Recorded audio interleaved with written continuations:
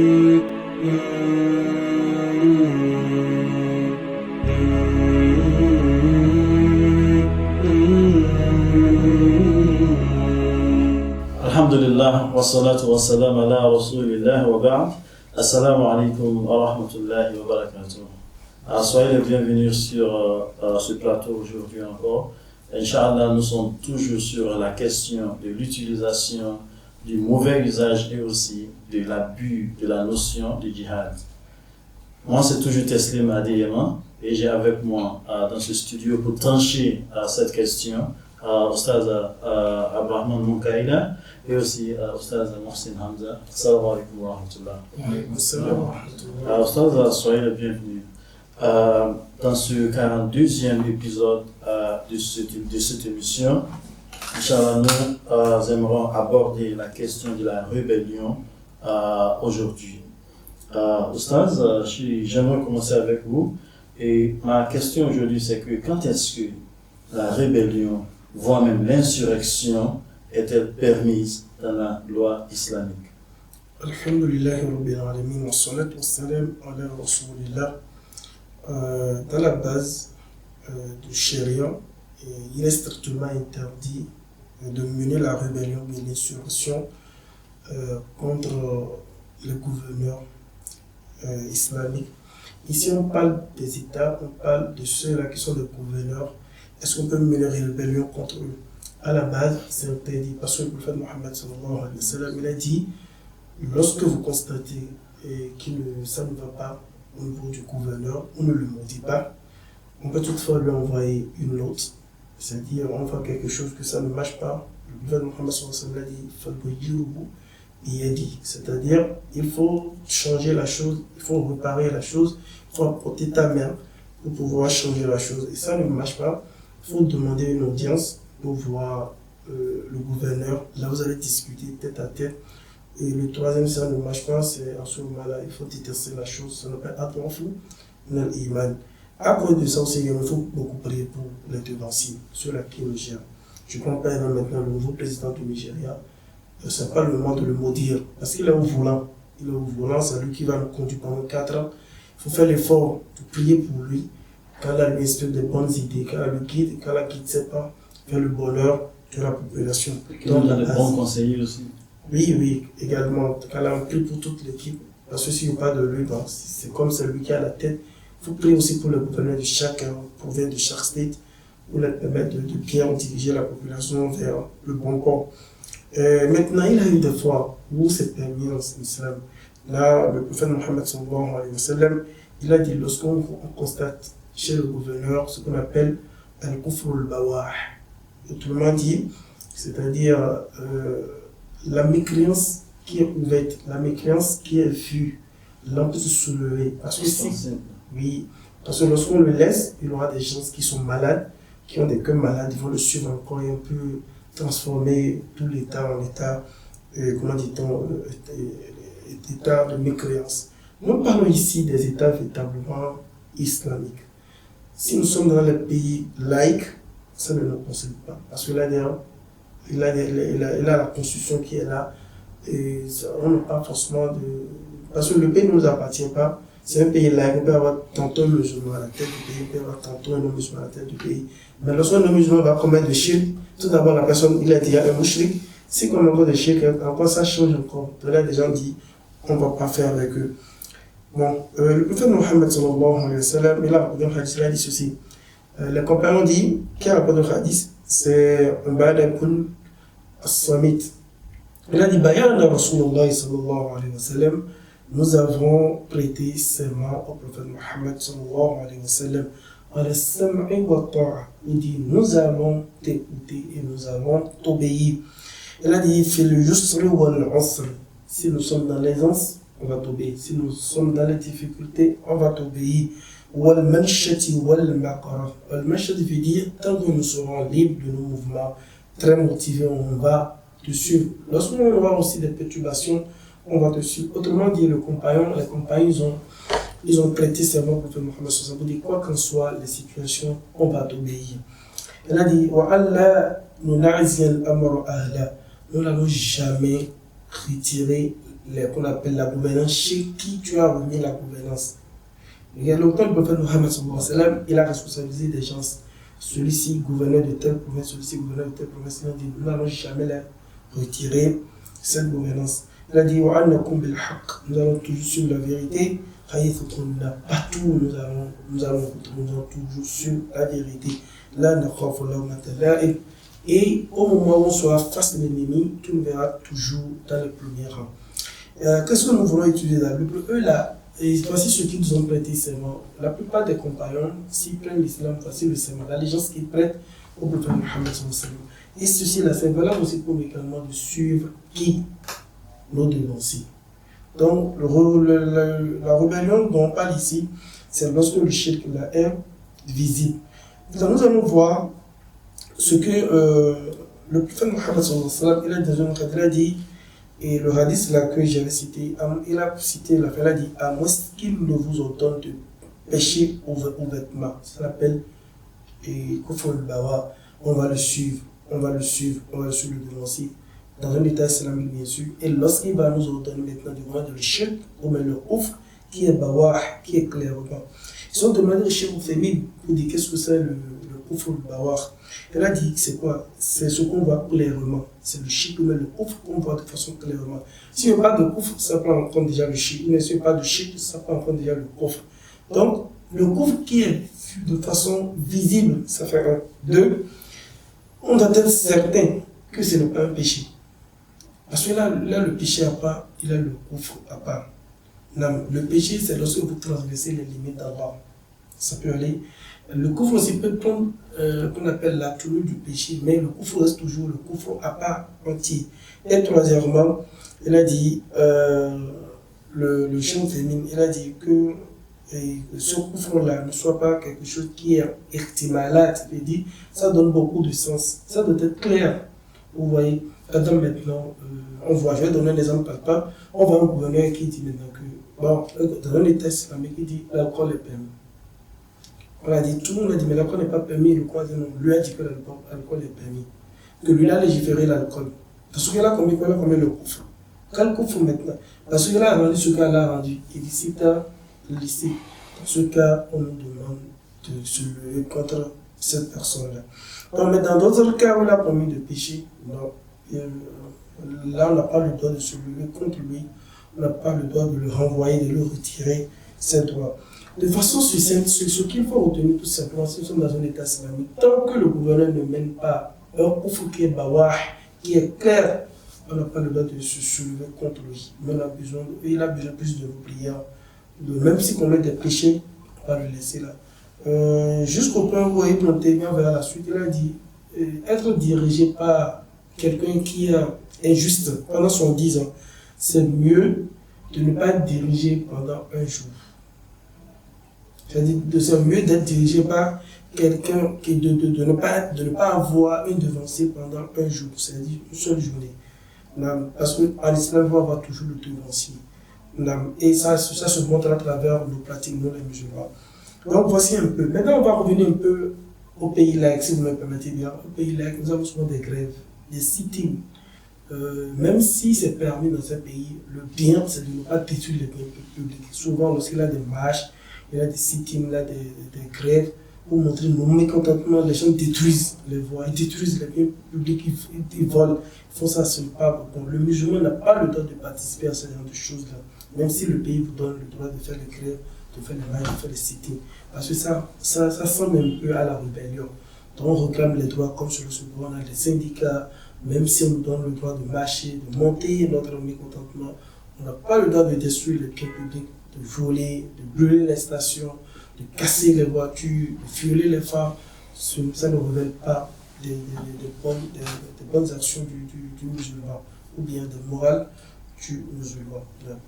Merci beaucoup. Et même cela même n'est pas censé parce que vous êtes en colère avec le gouvernement et vous détruisez les biens des hommes, de vos collègues, parce que tous les magasins que vous détruisez, vous pillez, ils n'appartiennent pas au gouvernement, ils appartiennent aux pauvres dans la société et vous détruisez c'est dont le musulman ne participe pas aux dégâts de la société, dans la société lors des grèves, lors des marches. Ce n'est pas la valeur des musulmans. Lorsque les gens font cela, il faut s'en débarrasser en tant qu'un musulman. Merci beaucoup, Oustaz. Oustaz Abdrahman, les musulmans sont-ils autorisés à combattre leurs chefs pour les péchés et les torts apparents commis par leurs dirigeants? Alhamdulillah wa salatu wa salam ala Nabi al-Mustafa Muhammad. Merci une fois de plus de m'avoir donné la parole. Donc pour commencer, je voulais dire que Oustaz il a presque tout dit, mais quand même je vais apporter ma pierre, ma petite contribution. Et là, en me basant directement sur les propos de l'imam Nawawi, qui a également mentionné qu'il est interdit, qu'il est même interdit de combattre les dirigeants musulmans, même s'ils font des péchés, il est vraiment, il est tout à fait interdit de les combattre s'ils font des péchés ou bien s'ils sont injustes d'une manière ou d'une autre. Maintenant, au cas de figure, il y a une minorité qui disent qu'on peut procéder, au cas où c'est le coffre, comme il l'a dit, on peut procéder à leur éviction. Mais il y a toujours aussi un groupe qui dit non, même dans ces cas de figure, il y a des restrictions qui sont données. C'est-à-dire, c'est comme même la guerre, quand vous allez la lancer, il faut étudier ce qu'ils appellent risk analysis, donc l'analyse des risques. Vous n'allez pas juste déclarer une guerre parce qu'a priori, vous savez que ce sera la défaite. Donc aussi, au cas où, même si le couvre là est là et que, par exemple, comme Oustaz l'a dit, quand il va essayer de légiférer, prendre quelque chose que Allah a dit illicite, il dit que c'est licite, et là où il y a le couvre dont il a parlé, donc il faut calculer quelles sont les chances de réussite de cette lutte, parce qu'on ne va pas juste se jeter dans la guerre du lion comme ça, il faut calculer est-ce que ça va réussir, est-ce que ça ne va pas réussir. Là, si on sait que vraiment les chances de réussite sont très faibles, c'est comme si on se lance, c'est comme si on se fait harakiri soi-même, parce que lui, il ne va pas tarder à tuer les gens. Maintenant, pour ceux qui croient que le kufr bayan signifie des actions d'incrédibilité de la part des chefs, de ceux qui soutiennent le combat de l'éjection du chef, lorsque le kufr bayan est vu, bien observé, donc on dit que vraiment il faut s'en tenir aux restrictions. Maintenant, pour aller abonder dans le même sens que Oustaz, c'est-à-dire nos chefs, nos leaders, il ne faut pas toujours leur prêter des intentions. Il faut toujours essayer de prier pour eux, pour qu'Allah les guide. C'est comme si c'est un bateau, c'est eux qui sont au commandement. Si les bateaux chavirent, ça chavire avec tout le monde. Ce sont des êtres humains comme nous. Par exemple, peut-être que si c'est moi, qui c'est vous qui êtes aux commandes, peut-être que vous feriez la même chose, ou bien peut-être même pire que lui. Maintenant, ce qui est recommandé, et vraiment c'est un conseil, c'est-à-dire tout chef doit se faire entourer des gens de bien qui vont le conseiller. Et aussi, il ne faudrait pas que ce soit un chef qui est là, fermé sur lui, qui ne veut pas de conseils. C'est-à-dire, un bon ami, par exemple, c'est quelqu'un qui te dit la vérité.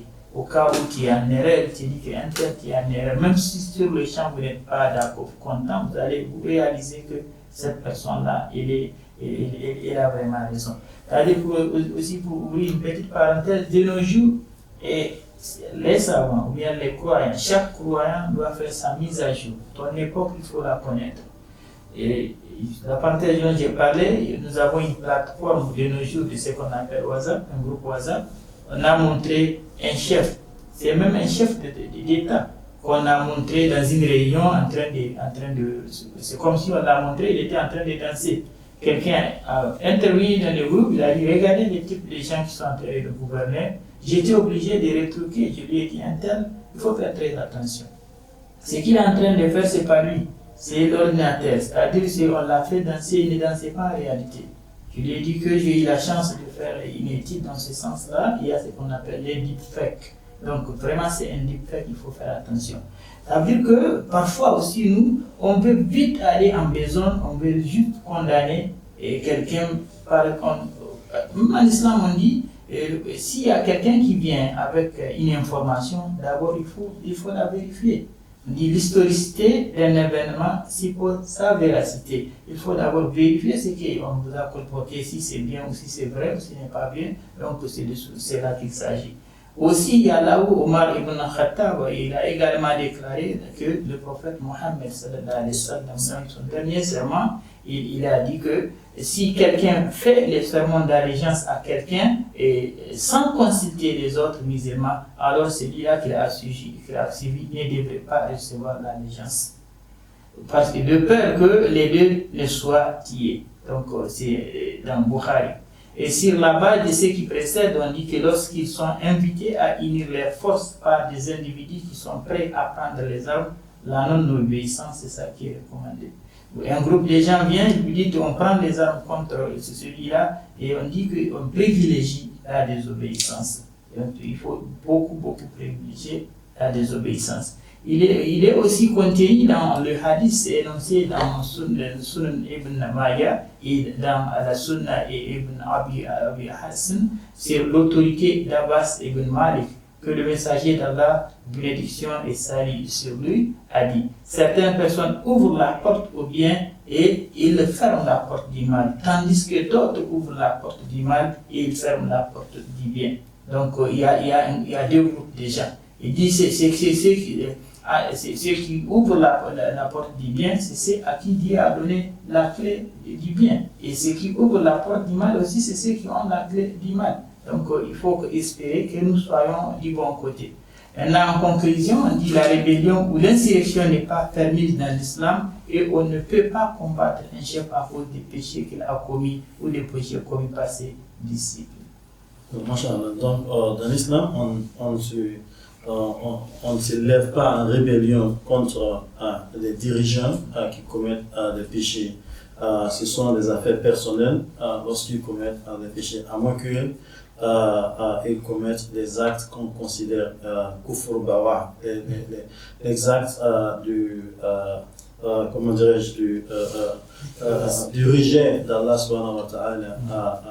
Donc en cela, ils ne sont plus des musulmans, donc on ne veut pas ces gens à la dirigeance des musulmans, des pays musulmans. Merci beaucoup, Oustaz. Je reviens toujours encore à vous, Oustaz.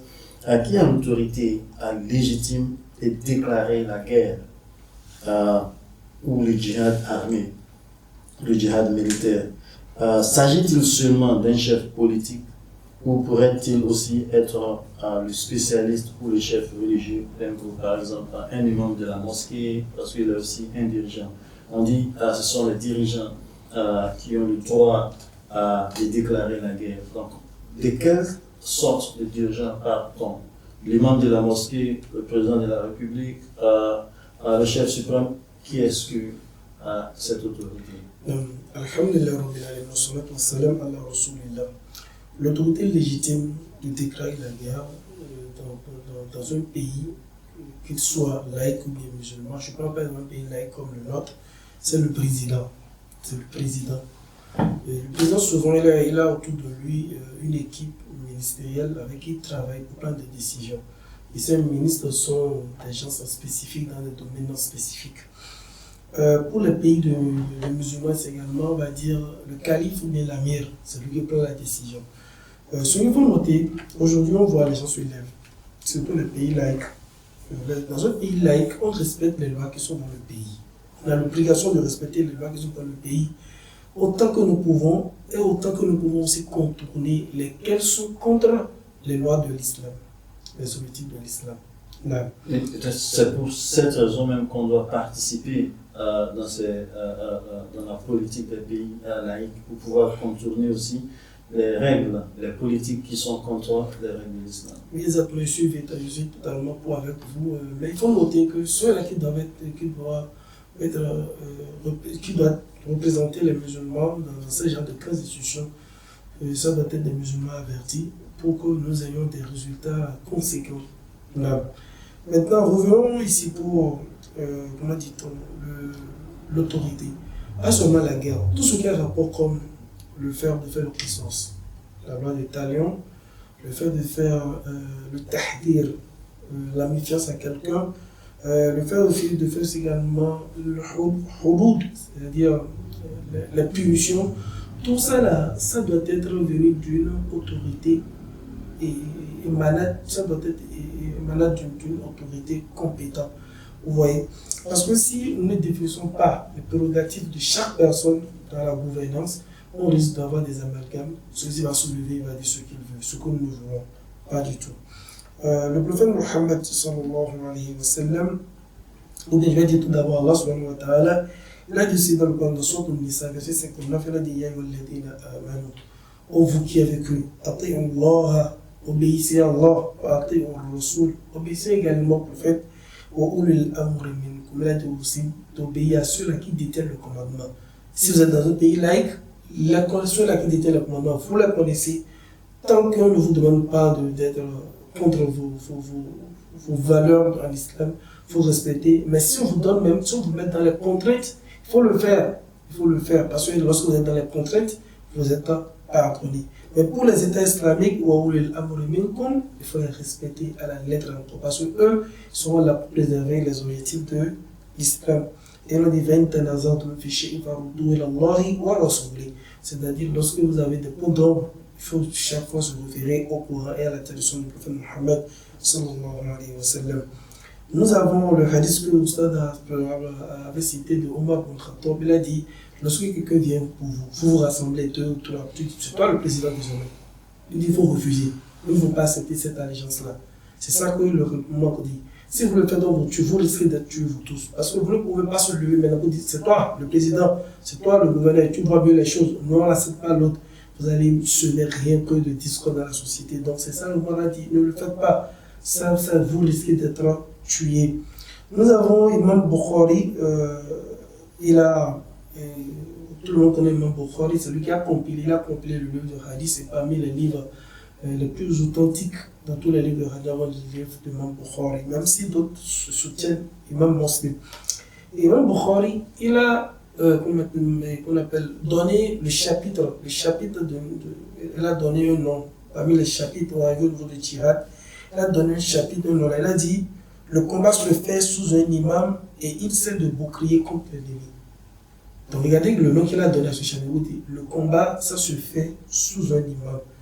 Et on fait le combat pour que le combat est comme un bouclier pour l'ennemi. Regardez le titre qu'il a donné. C'est-à-dire que nos propres décisions même ont compris qu'on ne fait rien à l'encontre de l'imam.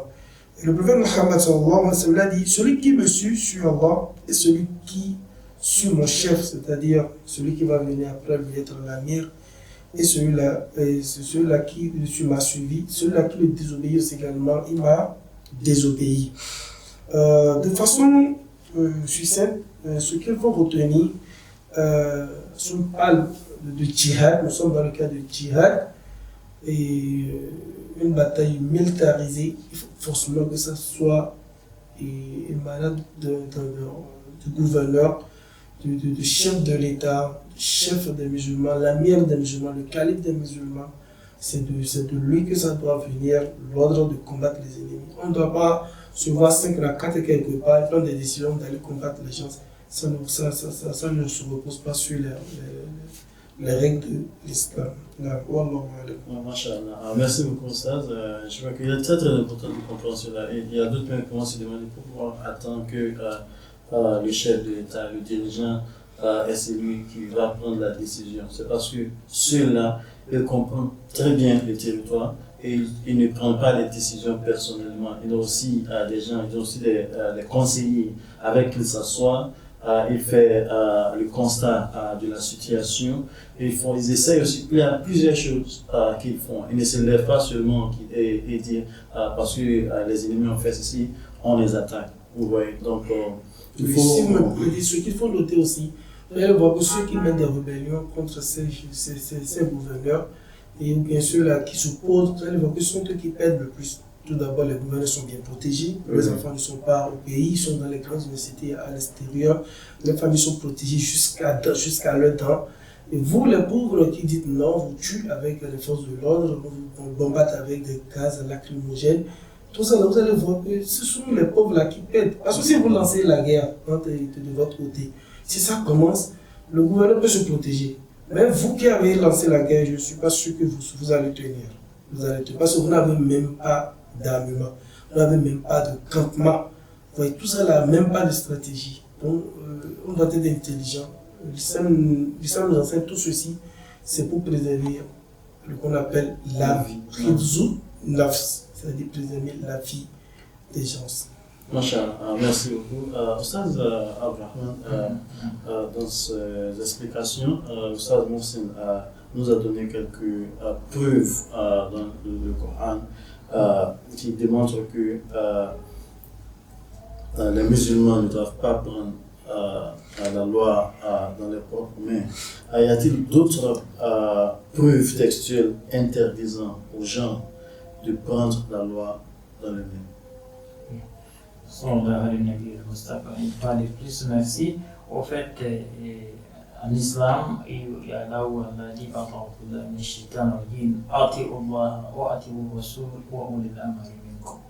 donc, je m'appuie sur ces versets pour dire que en islam, on se réfère, il faut d'abord se soumettre à Dieu et se soumettre aux recommandations du prophète Mohammed sallallahu alayhi wa sallam et se soumettre aussi aux recommandations de ceux qui sont la destinée, de ceux qui président à la destinée.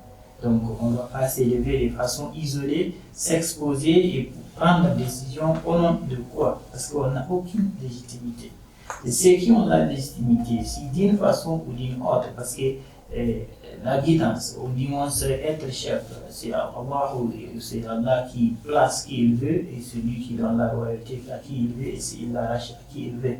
Donc, celui qui n'a pas atteint une certaine position, il n'a pas une certaine légitimité, n'a pas le droit de conduire les gens vers quelque cause que ce soit, quelle que soit la légitimité de la cause. On va vous demander au nom de quoi, quelle est votre base juridique qui vous permet de donner des ordres à un groupe de gens. La société islamique, c'est une société très bien structurée, donc avec un chef. Si chacun s'élève pour donner des ordres, donc il y aura de la cacophonie, il y aura du désordre. C'est pour cette raison que la décision revient toujours au chef qui est élu, et donc c'est lui qui a la décision, pas quelqu'un d'autre.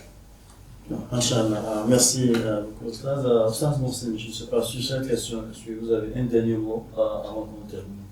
Oui, je suis toujours dans la même optique que Oustaz Abdelrahman. Je vais ajouter sur le prophète Mohammed sallallahu alayhi wa sallam, qui a été rapporté par Abu Huraira.